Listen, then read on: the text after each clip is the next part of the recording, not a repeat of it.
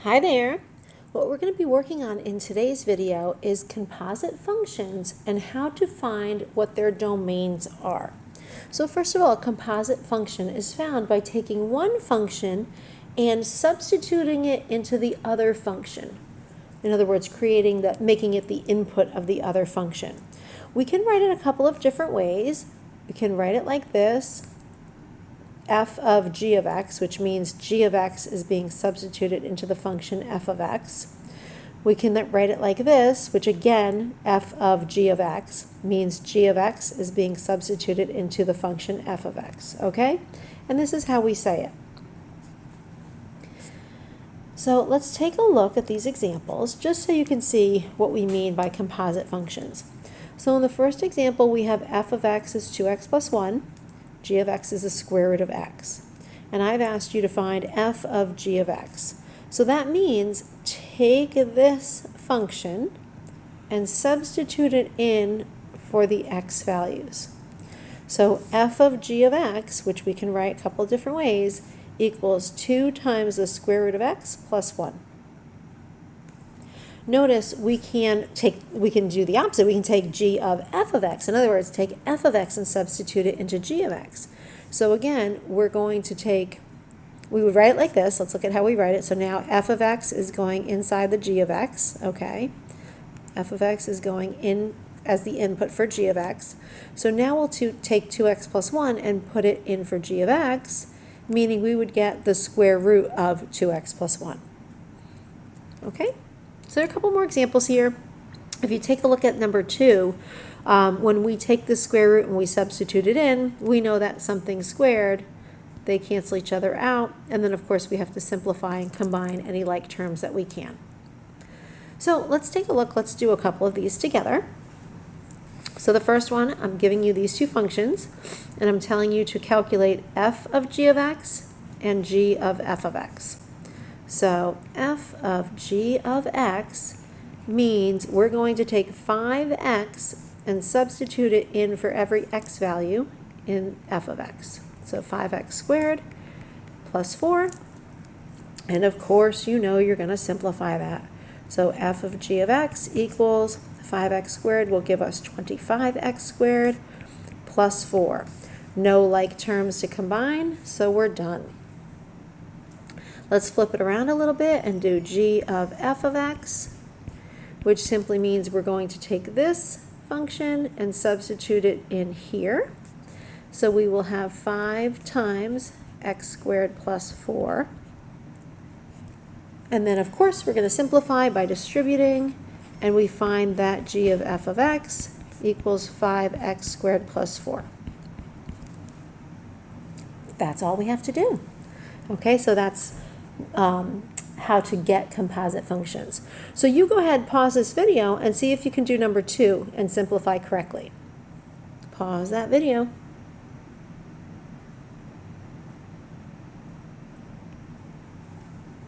Okay, so take a look. Hopefully you got the same answers as me. And let's go to the next page. So what I'm going to tell you is this. The next page, I go through how to find the restrictions on the domain for composite functions. Let's just take a look at what we have here.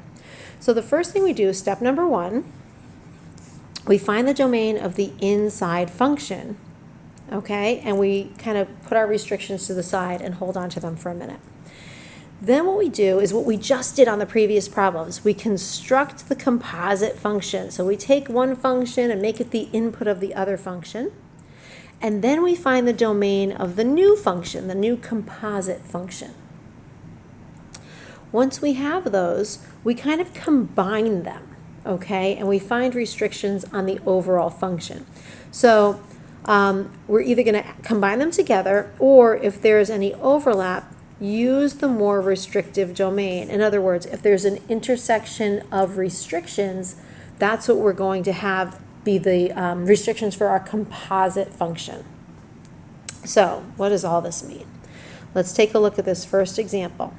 So I'm giving you this rational function, f of x, and g of x, which is also a rational function. And I'm asking you to find the domain of f of g of x. So step number 1, was find the restrictions on the inside function.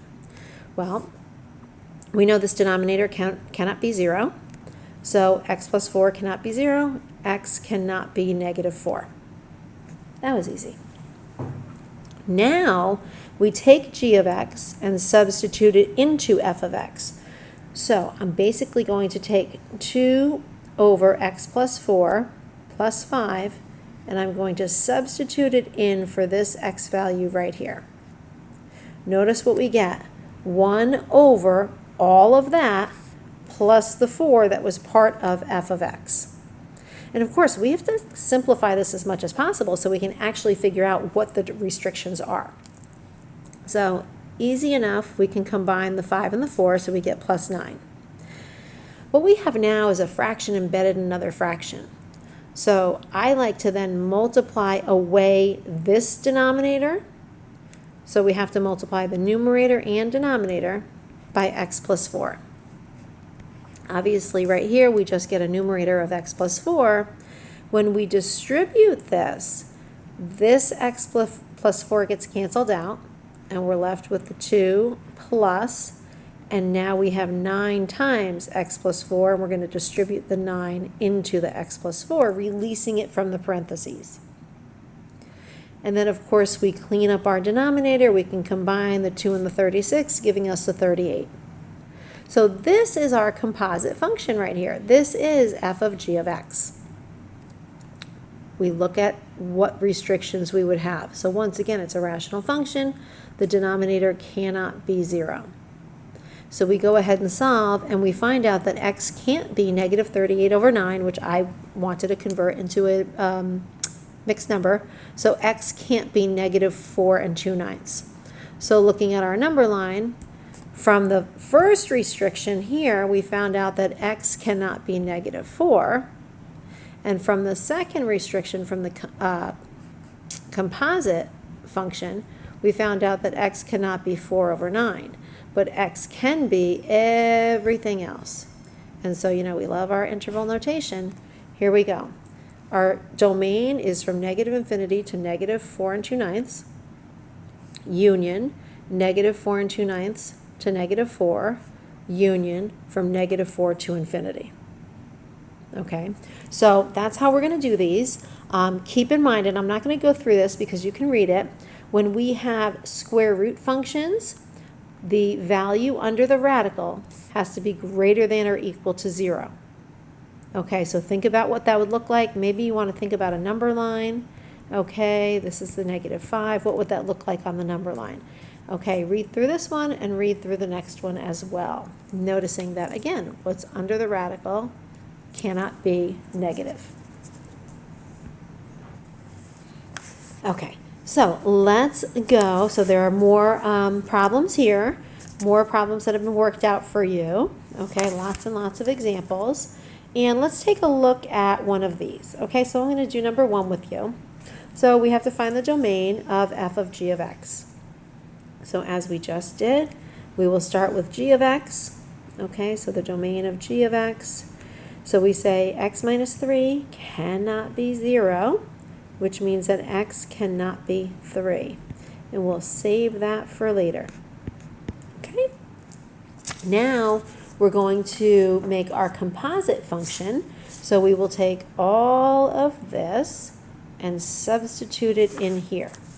So we will have, I like to separate it, f of g of x equals 1 over 2 over x minus 3 plus 1.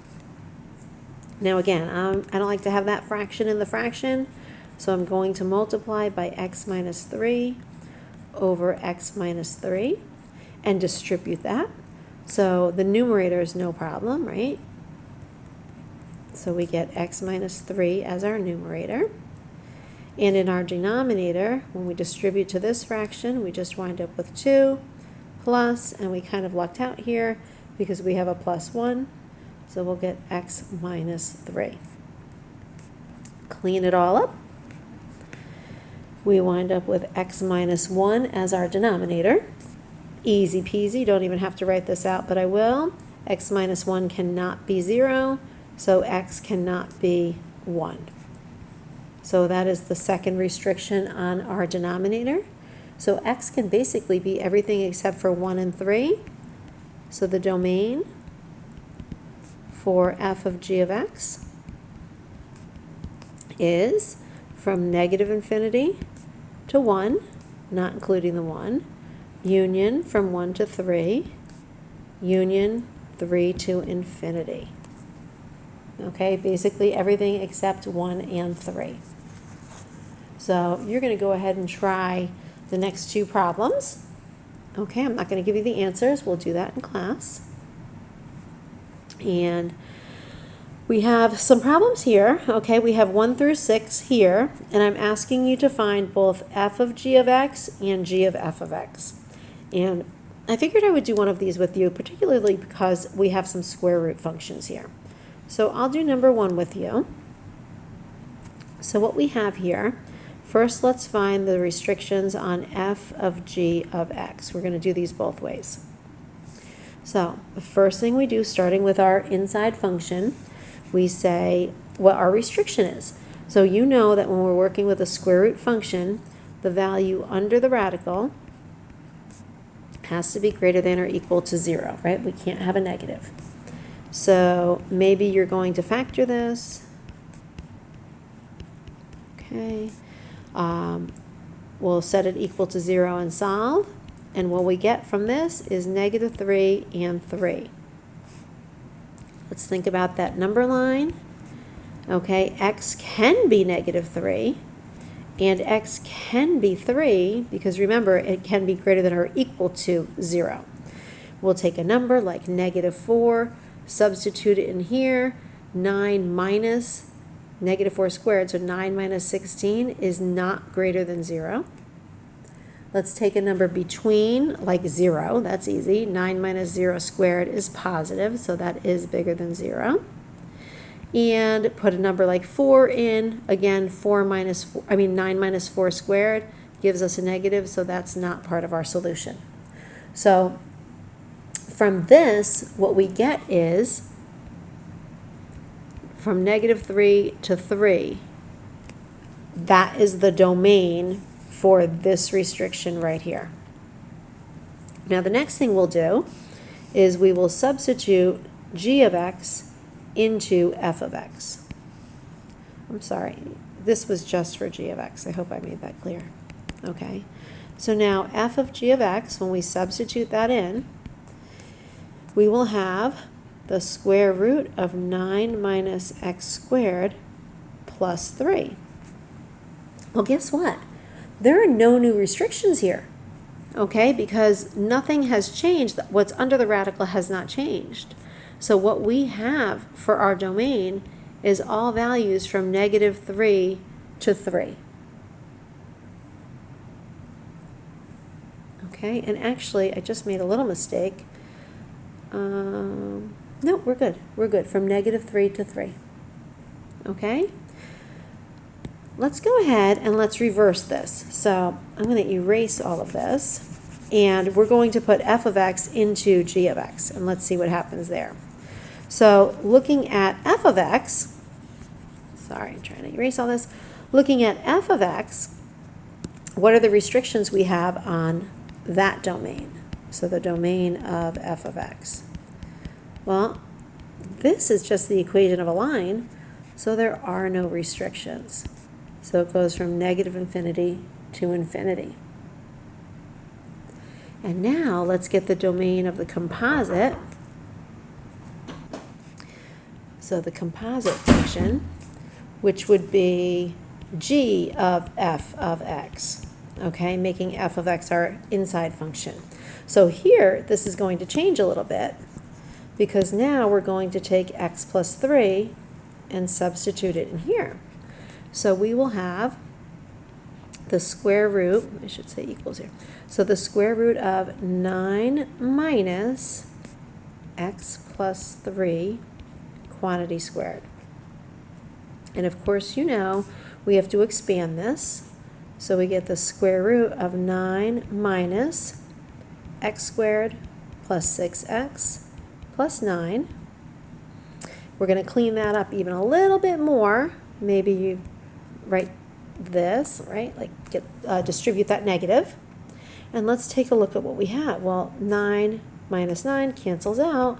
So when we clean this all up, when we clean this all up, we wind up with negative x squared minus 6. Okay, and now we're kind of back to where we were before, that the value under the radical has to be greater than or equal to 0. And we're going to go ahead and solve that. So temporarily set it equal to 0. Oh, I'm sorry, I forgot my x. Sorry about that. So we'll set it equal to 0 temporarily, and then let's go ahead and factor. So I would factor out a negative x, which leaves us with x plus 6. And then solve here, we wind up with x equals 0 and x equals negative 6. So again, we really do have an inequality here because it's greater than or equal to 0. So we're going to put these numbers on a number line and test them. Once again, x can be negative 6 and x can be 0 because what's under the radical has to be greater than or equal to 0. So I would use this factored form. I'm going to test out negative 7. So the opposite of negative 7 is 7 times a negative gives us a negative. So we can't have that value. Between negative 6 and 0, I'm going to use negative 1. The opposite of negative 1 is 1 times, if I drop a negative 1 here, it's positive, so I get a positive. So all of these values are part of the solution, and you can probably guess the value on the right won't be, but I'll just drop, I'm going to say maybe like a 2 in there. So negative 2 times 8 would be a negative that's not part of our solution. So the first part of this, finding the domain of f of x, didn't give us any restrictions. But the second part with the composite function tells us that the restriction is from negative 6 to 0, including the negative 6 and 0. Okay, so hopefully that was helpful. Have a great day, everybody.